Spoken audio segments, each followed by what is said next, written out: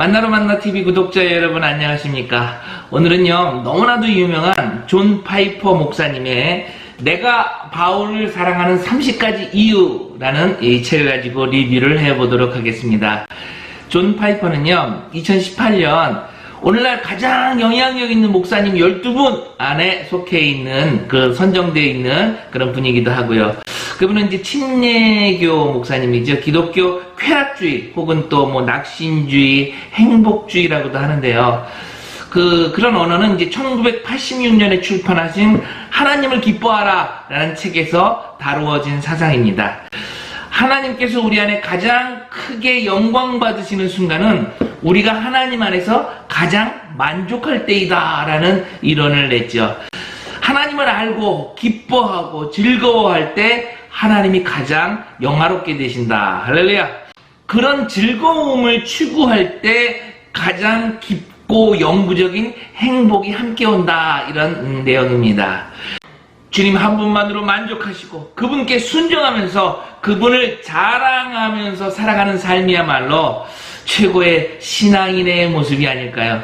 그런 삶을 추구하시는 존 파이퍼 목사님은요, 성경에서 자신이 만든 그 기독교 쾌락주의자의 이상형이 바로 사도 바울이 아니겠는가 이제 이렇게 얘기를 한 것 같습니다. 표지를 한번 제가 읽어드리도록 하겠습니다. 내가 사도 바울과 함께 살아온 지도 60년이 넘었다. 그를 존경하고 묵상했고 암송했다.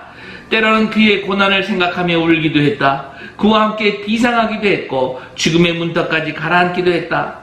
그가 쓴 가장 긴 서신을 강의하며 8년을 보내기도 했다.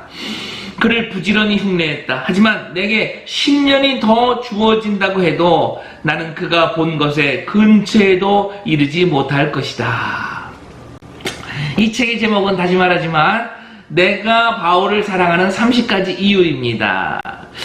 이전에 제가 이제 두란노 아버지 학교에 간 적이 있었는데 거기서 이제 아내의 장점 20가지를 써라 그런 숙제가 있었습니다. 몇 가지는 이제 쉽게 쓸 수가 있었지만 10개가 넘고 15개가 넘어가니까 이게 아무리 생각을 해도 더 이상 쓸 수가 없는 것이었습니다.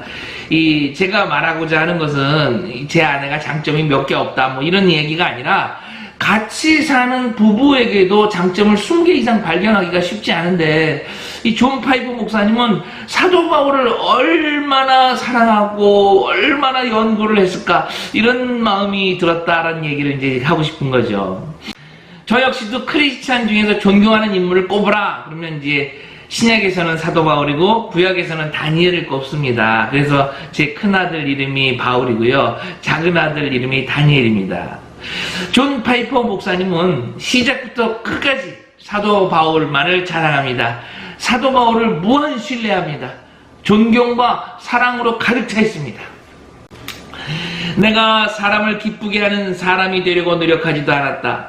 내 찬성을 필요로 하는 사람도 내 거절을 두려워하는 사람도 아니다. 그는 문화의 바람이 어떻게 부는지를 아는 일에도 관심이 없다. 그는 정말 진짜다.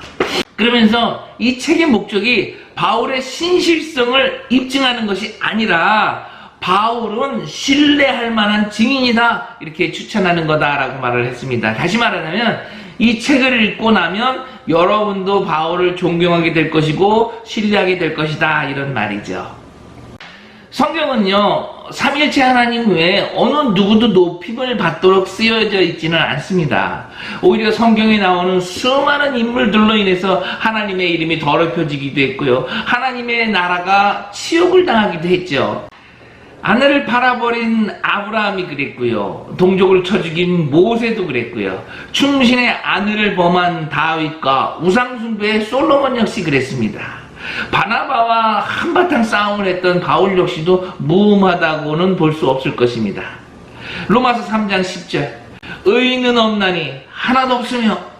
그런데요 우리 아버지 하나님은요 당신을 믿는 백성을 그냥 의인이라고 말씀을 하십니다. 노아도 의인이고요, 아브라함도 의인이고요, 욥도 의인이고요, 다니엘도 의인이고요, 아벨, 롯, 그리고 신약에 넘어가면요 마리아의 남편 요셉, 그리고 세례 요한의 부친과 모친이죠 사가랴와 엘리사벳, 그리고 아리마대 요셉, 그리고 백부장 고넬료까지.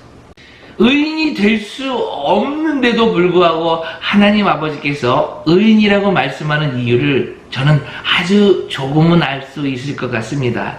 의인에 관한 이야기는 따로 시간을 만들어서 이야기를 나눠보도록 하고요. 이 책은 30장으로 구성되어 있고요. 크게는 6부로 나뉘어져 있습니다. 오늘은요, 1부, 첫 번째 장점서부터 5번째 장점까지 1장에서 5장이죠. 그렇게만 리뷰를 해보도록 하겠습니다. 자, 오늘은 1부의 제목은요, 아름다운 변화입니다.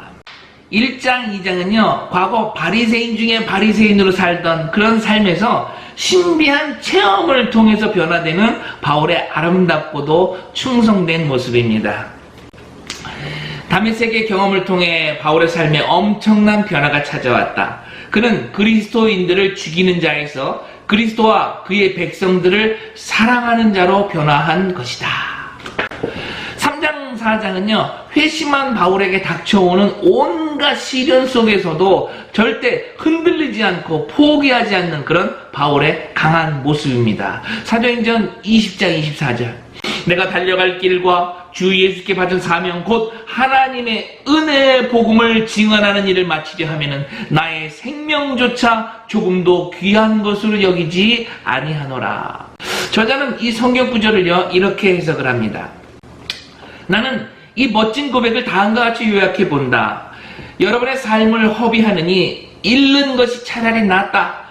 바울에게 허비하지 않는 삶이란 끝까지 일관된 길을 고수하는 것을 의미했다. 그것은 하나님의 은혜의 복음을 증언하는 길이었다. 그는 해냈다. 끝까지 완주하였다. 끝없는 핍박 속에서도 묵묵히 앞으로만 달려나가는 바울의 모습은요, 분명 왕이신 하나님이 그와 함께 하시기 때문일 것입니다. 4장은요, 그러한 핍박 가운데서도 달려나가는 모습뿐만이 아니라 핍박한 자들을 향한 흔들림 없는 사랑을 묘사하고 있습니다. 바울을 향한 유대인의 핍박이 유대 백성들을 사랑하는 그의 마음으로 바꾸지는 못했다. 살가죽을 벗겨내는 그런 유대인들의 채찍질은 하나님을 향한 복음의 열정을 식히지 못했다라는 것이죠. 자신을 채찍질한 유대인에게 대한 사랑마저도 포기시키지 못했다, 이런 얘기가 되는 것입니다. 그 복음을 전할 때마다 이렇게 무시무시한 일들이 반복해서 일어났지만 왜 바울은 유대인들을 포기하지 않았을까요? 성경에 그 해답이 있습니다. 로마서 1장 16절입니다. 내가 복음을 부끄러워하지 아니하노니 이 복음은 믿는 자들에게 구원을 주시는 하나님의 능력이 됨이라. 먼저는 유대인에게요, 그리고 헬라인에게로다. 그렇다면요, 1부의 마지막 5장은 무엇으로 채워져 있을까요? 이렇게 힘들고 괴로운 환경 속에서도 그는요, 자족하는 모습을 보여줬다라는 것입니다. 나는 고난을 당하면서도 불평하지 않는 이들을 보면 감동한다. 특히 하나님을 믿는 믿음으로 그에게 분노하거나 비난하지 않을 때 그렇다. 이제 분노는 이 세상 특징들 가운데 하나라고 생각한다. 제가 아는 사람도 그러더라고요. 내가 이렇게 열심히 예수를 믿었는데 나는 왜 이렇게 되는 게 없어? 저 예수 믿지 않는 사람들은 왜 이렇게 잘 되는데 도대체 하나님 뭐하고 계시는 거야? 막 분노하고 괴로워하고 속상해하고 비난하고. 그게 요즘의 모습인 것 같습니다. 우리는요, 청년과 노인이 대립하고 분노하고, 남성과 여성이 대립하고 분노하고, 노사 간에 대립하고 분노하고, 친중 반미 외쳐가면서 대립하고 분노하고, 이 나라 살리는 대통령 뽑자 그러면서 대립하고 분노하고. 사도 바울이라고 분노하지 않았다라는 얘기가 아닙니다. 바울도 거짓 교사들을 향해서 분노를 쏟아내고 있죠. 가라디아서 1장 8절에서 9절입니다. 그러나 우리나 혹은 하늘로부터 온 천사라도 우리가 너희에게 전한 복음 외에 다른 복음을 전하면 저주를 받을지어다. 우리가 전에 말하였거니와 내가 지금 다시 말하노니 만일 누구든지 너희가 받은 것 외에 다른 복음을 전하면 저주를 받을지어다. 그러나요, 이러한 상황 속에서도 그가 보여준 삶의 모습은 자족하는 삶이었다라는 것입니다. 빌립보서 4장 11절로 13절입니다. 내가 궁핍함으로 말하는 것이 아니라 어떠한 형편에든지 나는 자족하기를 배웠노니 나는 비천에 처할 줄도 알고 풍부에 처할 줄도 알아. 모든 일 곧 배부름과 배고픔과 풍부와 궁핍에도 처할 줄 아는 일체의 비결을 배웠노라. 내게 능력 주시는 자 안에서 내가 모든 것을 할 수 있느니라. 할렐루야. 바울이 온갖 고난 속에서도 겸손하게 하나님을 의지하고 하나님을 사랑하며 자족하는 마음을 유지하는 것을 보면서 나는 이 사람에 대한 존경심을 갖지 않을 수 없다. 말씀을 맺겠습니다. 바울은요, 한결같은 사람입니다.